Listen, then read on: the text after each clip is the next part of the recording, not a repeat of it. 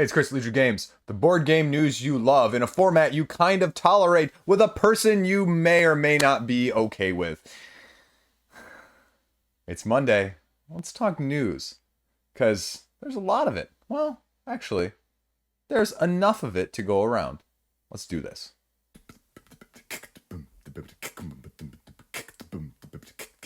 So let's start out with the most important thing, because it's going to be the most relevant this week, and that is the tetralogy of games launching freaking tomorrow on crowdfunding. And this is insanity, because all of a sudden it was set over the top with Castles of Burgundy, the special edition, which was announced literally under a week in advance that it's launching on the 24th, along with, we'll talk in a second here, but we'll talk about this one first, because the question is, and I'm going to put this one out there as a different spin. Everyone's looking at this as, how well is this going to do? And how much money is this going to raise? And what deluxeifications is it going to give you besides this huge castle that's completely unnecessary? I'm going to give you the Liege spin. The Liege spin is, this is a game that's not out of print. This is a game that's not out of availability. This is not a game that has just recently also not been redone. A game that's only 3 years old from a more big box-ish version. I know anniversary edition, but you know what I'm saying. The big thing that concerns me, as I talked about last week on the what we learned from Youthia, that sometimes there is no such thing as too big to fail, is that if this succeeds and this does over dramatically well, what other game from in the past 5 years are we going to see get deluxeified next? And you can make the argument again, deluxeifications themselves in and of themselves are not bad. However, this is a game that is arguably, again, on the Board Game Geek top 100, top 50, top 20. And that the artwork has always been criticized as being its main weakness, although the gameplay still holds up today. But we're not going to see publishers that discerning in the future, right? You're going to start to see this of games that maybe didn't need a re-overhaul. Games that didn't, need anything additionally done to them, but that got stuff done to them. I'm looking at Bazier games lately with Castles of the Mad King Ludwig, Suburbia, along those lines. There was nothing wrong with those games. They were not hard to get. There was very little new stuff, although there was new stuff. Comparatively wise, in the bucket, there was not as much new stuff as was already out. So it's not fitting any of those, it needs a reprint, it needs a new edition. I mean, you can make the argument that Ra, over on GameFound right now, needed one. You can make an argument that El Grande would need one. Now, if someone tries to miniaturize El Grande, I'm going to throw a temper tantrum on the channel because it doesn't need miniatures. But, right? All-time Liege classic moment right there. But that's what concerns me on this, is how many more of these are we going to see of recent games that aren't even out of print that are going to get spiffified in terms of extra plastic. Now, the only thing that they've announced with the latest update is that we're going to see some double layer boards. And again, it's going to look really, really pretty. It's going to look really, really cool. And they're going to have sort of this like double layered player boards here with the plastic overlay to keep the tiles from sliding around, which again is great feature. It's great aesthetically, but the crazy question is right now is, what is this going to cost me? What is this going to cost me? And are you willing to pay it? Or are you willing just to pay $40 for the 2019 version that has everything you actually need gameplay-wise? That's going to be the big head-to-head comparison. Also, how many people are going to be selling their Castles of Burgundy the second this is launched, right? See Everdell. See all those games that did sort of similarly like that. 51st State, the more recent one that sort of caused people to try and sell off in mass market. But anyway, that's enough about Castles of Burgundy. I mean, if this was a reasonably priced game, $40 or $50, I'd get this copy. It looks beautiful. I could probably manage to get it played. Will I love it? I don't know. But I don't know. I'd be willing to wager a risk on it from that aspect. But it's probably going to be 80 or 90 is my guess. Pick at your discretion. Buyer beware. Okay. Speaking of the other three games, though, I spent enough time on this one. Second up is Batman Gotham City Chronicles, May 24. This artwork looks fantastic. If this artwork represented the actual gameplay, I would be all in on all three seasons. But Season 1 was a huge letdown for me. I'm looking for a smash 'em up, do whatever I want, act however I want, bad guys versus good guys, and I got City of Kings with a Gotham Batman skin on it, right? Where you had to do things a certain way or you did not achieve the end result that you needed to get. Now, Monolith has been very forward about this so far. Paul Grogan has been very forward about this so far, that they are revamping, redoing, and remastering what should have been done on the first time around, right? Especially with an IP this massive. That's what I would have hoped to see in the first place. But now that we know this, I'm tempted to give it a second shot. At the same time, between the cost, the barrier to entry, again, not barrier to entry price, but barrier to entry, am I going to get this played over something else? Now, they said they've revamped that whole scheme of the actual quests, giving you flexibility, allowing you to play them differently, allowing you to do it in ways that are not being the most optimal as the only way to win. And they're offering you the head-to-head. They're offering you the co-op. They're offering you the Paul Grogan editing experience, rulebook modification. And that's super encouraging. It's super tempting. But is it enough to hook you back after the first 2 times around? And I'd like to say yes. I'd love to see, standees. Standees. I can't stop myself. But I can at least have colorization that's on there. But at this point, I just also can't commit. It would have to be just a massive, massive attraction for me to go into this point. And I think a lot of people are in my same shoes, which is what makes it difficult, which would be an interesting test of the market to see if those features are enough to get people back into it higher than what they did for Season 2. Third game up on the list is the one I'm most hyped for, maybe of the whole year at this point, because I don't know when Senko Kushin is going to be coming out, essentially. Again, I'm still thinking beginning of quarter 3 of 2022. My original guess at the end of 2021 was quarter 2, but quarter 2 is rapidly closing its windows. So this one may be the number one of all of 2022 for me. This is Ark's Leader Games. Cole Worley, you saw my video a couple weeks ago talking about breaking down the designer diaries and his insight. And if you, again, I have never read designer diaries. I've never really had a desire to read designer diaries. I think they're boring for the most part. But he is an enthralling writer on the thought process on some of these issues, done in a way that is atypical, and you see that represented in his games and his writing style. And I mean that in the utmost complimentary way, because it's engaging, and it actually made me want to read the designer diary to know some of these things that are even like not the most exciting things, but like mundane in terms of how you're splitting the game and how you're thinking about it from a marketing standpoint, but a feasibility standpoint, and just tremendous. So barring a massive overpricification that I'm not expecting, because Leader Games does a really good thing in terms of being able to find what the market value should be and to attract the most people, this is one that I will be backing tomorrow when it launches. Yeah, I know I don't have it saved because I'm not logged into my account right now, but that's why it's not there. But otherwise, if I was, you'd be seeing me as one of these 8,932 people. Now, the fourth game is going to fly under the radar, and this is probably the most contentious on the list, just by the fact that Ludus Magnus has had some highs and they've had some lows. And you could say the same thing about Monolith. And this is the latest game from Ludus Magnus. This is called The Breach. This is a sci-fi dungeon crawl, cyber tech, Android netrunner, akin to what people thought, I think, Gaijin, the game formerly known as Gaijin from Awaken Realms Light, was going to be. Only this is a miniature-based sort of Android netrunner dungeon crawl-esque game. So, again, Ludus Magnus has some quality games. I mean, people like Black Rose Wars. That's probably, I'm going to argue, their best game.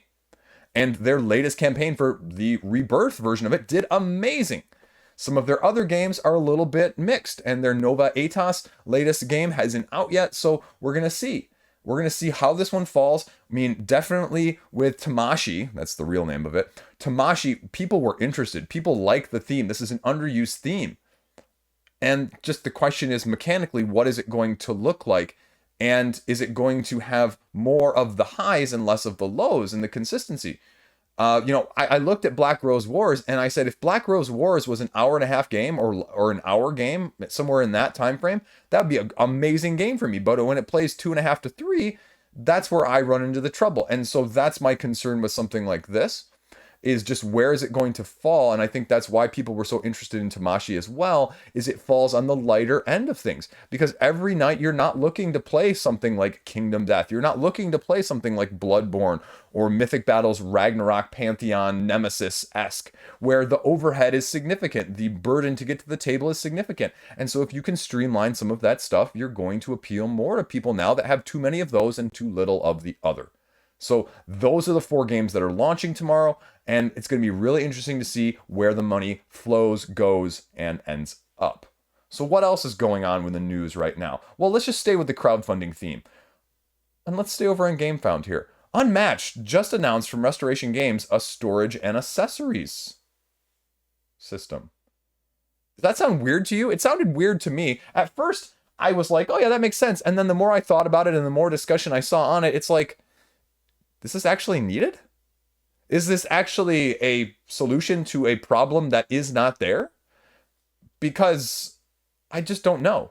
With some of these games, there's so much extra space in the boxes already that you throw out a couple inserts, you throw some baggies around stuff, and you pile it in one box and you're okay. Now, again, if you don't like that sort of thing with your components touching each other, this might be your better option. When you say it's a modular, customizable, and meticulously engineered, what that means to me is those are keywords for price point, right?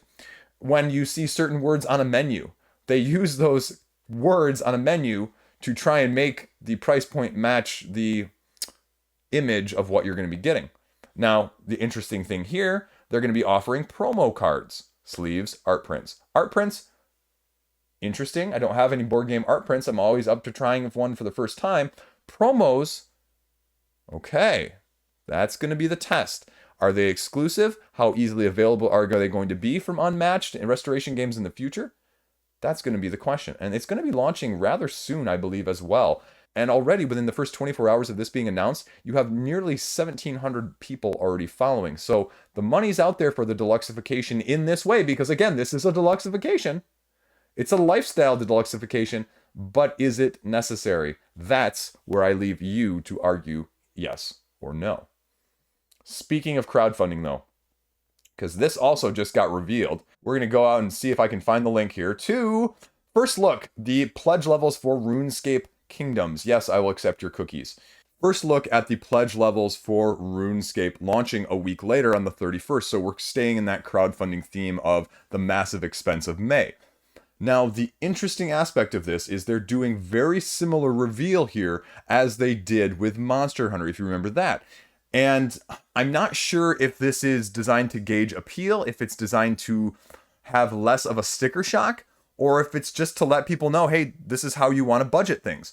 Because the prices are very similar. And interestingly enough, it's more like Bard Sung than it is like Monster Hunter. Monster Hunter was pretty much all gameplay, correct? Whereas Bard Sung, they said, here's the gameplay all in. And here is the deluxe all-in with the accoutrements if you want, again, extra deluxifications. Because again, I will always argue that miniatures are deluxifications. Now, I have no affiliation with RuneScape. I have no lore base for RuneScape. People say it is around still for a reason because people highly enjoy it, especially as sort of an old school, revamped revision of the MMORPG. Now, how do you feel about this? Is it going to be up your alley? And the question that it's already answered is they're appealing to a lighter style gamer. They are appealing to the non-heavy crowd, whereas you could make the argument that Monster Hunter definitely appealed to more of the heavy. Bard Sung was somewhere in the middle, and I think this is going a little bit on the opposite side. So if you had Bard Sung in the middle, Monster Hunter on this side of heaviness, complexity, and I think you're going to see, at least based off the initial impression, RuneScape, not Heroescape, on this side of things. I'm leaving that in there because I do that all the time. But here you go. $80 for the pledge, for the base pledge. And the question with Monster Hunter was there was no reason to get the base pledge because it really wasn't that much cheaper. And with the base pledge, you weren't getting some of the, I believe, stretch goals. Now with this, you're getting the, and now this was going to be my next question before I even read this, exclusive expansion with a boss campaign. Now, I'm not sure if it's this page or one of the other articles from like Wargamer that I read that had a copy and that had sort of a little preview-esque article, a description of it, that was saying 75% of the game is going to be exploring and 30%.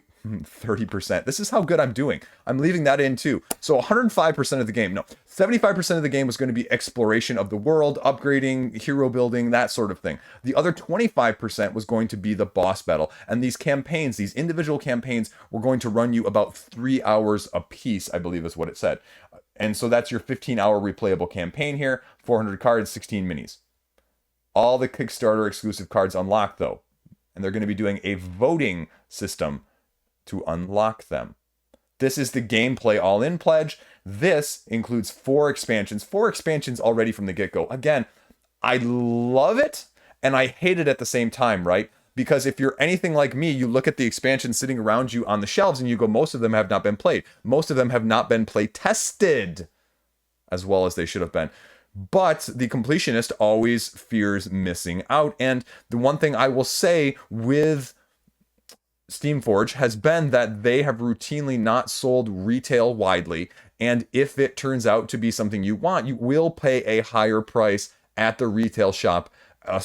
See Devil May Cry. It is significantly more expensive in the retail shop than it is on the original crowdfunding campaign. So if you want to get it for somewhere in between, you're looking at secondary market, and you have to hope that the game is not super, super good, because otherwise you're going to be paying a premium.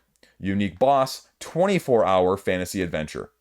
That's $150, which for the gameplay all in, it's a little less than I expected with 4 expansions. So something you should know, again, stop popping up here, Steamforged. Deluxe all in, and that's $195. So that's $45 more. Deluxe upgrades, which gets you a neoprene mat, boss mats, wooden tokens, metal coins, special dice. And there's going to be Kickstarter exclusive stuff. So here's what they were talking about here. The open world adventure, 10 days. Again, very short campaign, just like Monster Hunter World. You vote on the path that we take, and you get a new gameplay card. So I'm assuming 10 cards then. But we'll have to see when it launches on the 31st. What else have we got going on? Does this look familiar to anyone? Azul Master Chocolatier? Yeah, that's right. They are retheming Azul as a chocolatier and not anything else. It's so annoying. I know how it is, see? I know exactly how it is with you guys. You guys see mine, I see theirs. This is Azul, but it's Azul with a different theme. And so they're definitely leaning all into the Plan B system, because it worked very, very well for Century Golem. Why not do it with Azul, which is one of probably the highest selling games of the last 5 years? It's wide market mass appeal, and people love it. So give it a different theme instead of ceramic tiles, edible chocolates. They're not actually edible, disclaimer. Sweet design. Such a bad dad pun. There you go. I don't think there's anything else new with it, but I think that's just it. When is it actually coming out, though? Let's see. Does the video actually tell us? Let's see. Skim, all the beauty, yum, yum, yum, num, num, num, as my 1.5-year-old will say. I got nothing else here. Oh, yeah, I think it said Q4 2022. So, do you need another version? Is this a version that would actually get you to buy it? I mean, that was the thing for Century, right? The theme was not appealing, but then they put the Golem theme, and people bought that up, even that weren't very interested in the game the first time around. So, interesting test of the market there. We're going to strip over to the other YouTube game that was just announced, and this is Evergreen. This is from Horrible Guild. You may know them from the games like Railroad Inc. This is a 1 to 4 player abstract, hear me out, tree growing game. Look at that. I even timed it with the video. And if you're anything like Liege, you love me some abstract games. So how do you do an abstract game well from 1 to 4 players? Is it going to be 2 versus 2? Is it truly going to be abstract 1 versus 4? I have no idea. We don't know a lot of details yet, but it sure as heck looks pretty. So I'm going to be intrigued. I don't have any other Horrible Guild games in my collection, I don't believe. So to get something like this that looks kind of as cool as it does, looks almost like a miniature version of Renature, if you're familiar with that tile-laying polyomino game. So I'm going to be intrigued to see what they can do with this, because this looks kind of cool as a whole, just with whatever stop motion thing animation they're doing here. So color me. Intrigued. Sorry, I couldn't resist. I'm done though with this one. Fertility Zone, we're leaving that one alone. So next up, we have Summoner Wars, another game that I've not gotten off my shelf of shame, but there were 2 additional factions announced months ago, and in case you still haven't bought those and played your copies of those as well, you can add to the pile of shame like me, and there are going to be 2 more factions introduced, and those are the Fungal Dwarves and the Eternal Council. Both both sound really, really cool, actually. So, what are you getting? Fungal dwarves, natural growth and decay cycle to create colonies of fungal creatures that ebb and flow. Tricky economy of boost tokens, tight-knit formation to maximize their effectiveness. Release spores, the main attack. And then you have the Eternal Council, a secret society of scholars who have joined the battle. Mind warriors, adept in using their knowledge to unleash deadly psychic attacks. So, not just frail old librarians, but relatively mind slayers with human skins over them.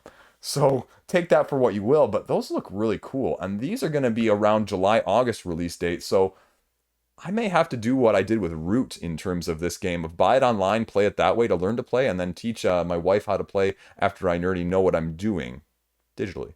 So, interesting. Now on my wish list. Speaking of things that aren't on my wish list, Firefly. A new Firefly game has been announced. And this is from Gale Force 9. You may know them from many things similar. Firefly Misbehaving. Factions deck building game. Deck building. Now, if you haven't seen Firefly, I recommend that you check out that series. It still holds up even to this day very well comparatively, including the movie. But this is an IP that sort of, it was more of a pick up and deliver game originally. So what can you do with a deck building feature of this? Please just tell me that they're not going to do the old, let's grab screen captures from the show to use it as the art on the cards. So here's a picture of the backside of the game, and you can see you get to control a different faction that is going to be asymmetric in building your deck as you travel through parts of the galaxy, the core, the border, and the rim. And you even get potentially to play through different episodes with a wide variety of objectives as a deck building game. Okay. It reminds me a little bit more of Moonrakers, if you will, just by the obvious comparison of ships in space, but also with some sort of a different aspect of how you're going to be using the deck building mechanic as a whole. Again, not really a whole lot of information on this one, and as much as I love Firefly, the original game on Board Game Geek, the pick up and deliver, I've never been a big fan of mechanically speaking, and I think it might even be sort of out of print right now, but this, bing, on the wish list. Definitely going to give this one a hard look, because as far as I know, this is a retail as well. What else we got, speaking of retail? Well, Prospero Hall, Funko Games, they're going full outer space as well. E.T. The board game? Cooperative? Well, it better be cooperative. It'd be kind of weird. I don't know how you do it competitive. It reminds me more of the Back to the Future cooperative game that came out, I think, a year or two ago, where in this one, though, you're racing around trying to find the pieces to build a communicator in a cooperative pandemic-style sense akin to the Back to the Future, where you're trying to contact E.T.'s, I want to say home planet, but the people to come pick him up, while trying to avoid detection around town, avoid the feds, and everything else in between. Again, not a whole lot of information on this. Definitely sort of a nostalgia play, but that's where Funko has been lately. So it'll be interesting to see if they can make it as successful as several of their other releases. Speaking of things I wasn't completely aware of even prior to this, this is called Radis. This is a big box that has been recently announced from Z-Man. This is a 2010 game of, well, appropriately, in 2022 now, it's a plague. Familiar? Too soon? Anyway, Black Plague has reached Europe and you have to save people. In this big box, you're trying to keep people alive and taking your turn choosing a class, putting pieces on the board, and moving the plague to neighboring areas. It affects rats and player pieces and asymmetric rolls. So what is the big box actually entailing? I have no idea here. It doesn't actually say what all is going to be in there as well, so I don't know. I thought it was interesting. It's over on Board Game Geek here, the original game. Again, area movement, variable player powers, area majority, head-to-head. It's got a 6.8, but overall that seems to be a pretty good rating comparatively because it's just outside the Board Game Geek top 1,000. I don't know, but we'll see. Speaking of just when you think you're out, they pull you back in, Fantasy Flight Games this week announced the one, the only, the one we have been really, really waiting for if you're like me and just begging for Marvel to show us what the X-Men can do in an actual Really, really good game. I mean, I know Legendary is enjoyed, but critically acclaimed, not quite. And now we have the first, not small, but big box expansion as well of X-Men called Mutant Genesis. And are you going to see all the X-Men you want to see? You're going to see that and more. Sabretooth, Shadowcat, Colossus, things like Master Mold.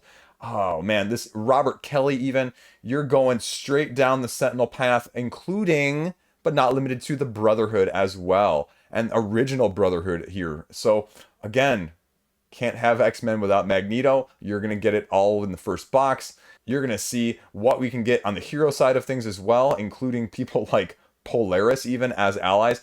I think this is looking like the best big box expansion already. And I just want to see more X-Men. And I know there's been some spoilerage out there that's from like leaked lists from distributor side of things, and people knew that this was coming eventually, but no one had a time frame or an idea. And I believe we're talking Q3, if I'm remembering correctly, for this one.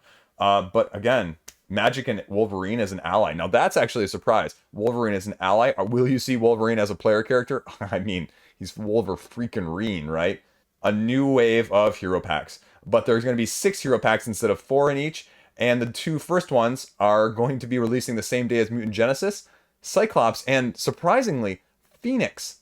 An Omega level mutant coming out as a player character. How do you balance that? I mean, that has to be right up there probably with the best characters like Doctor Strange or Black Widow. So that's going to be intriguing to see. Let's see. 4 more heroes. And I thought it said the timing around here, but I'm maybe just making that up Q3. But you know what? It's going to be awesome when it is. That is one I would actually almost consider pre-ordering. So, Marvel Champions. Now, Marvel, not just Marvel Avengers Champions. Marvel Champions. Let's go over to the hotness now. What do we got on the hotness? Well, first up, we have Chip Theory Games' latest release because it's coming to backers from its crowdfunding campaign, and that's Burn Cycle.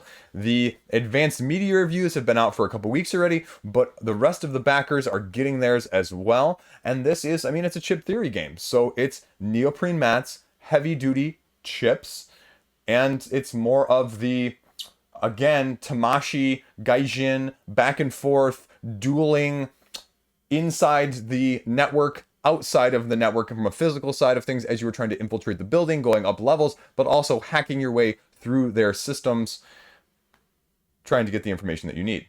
Production, top notch. So far, early impressions have been positive, but again, let's see in 6 months. Let's see in 6 months where people think it stacks up comparatively to the other Chip Theory games.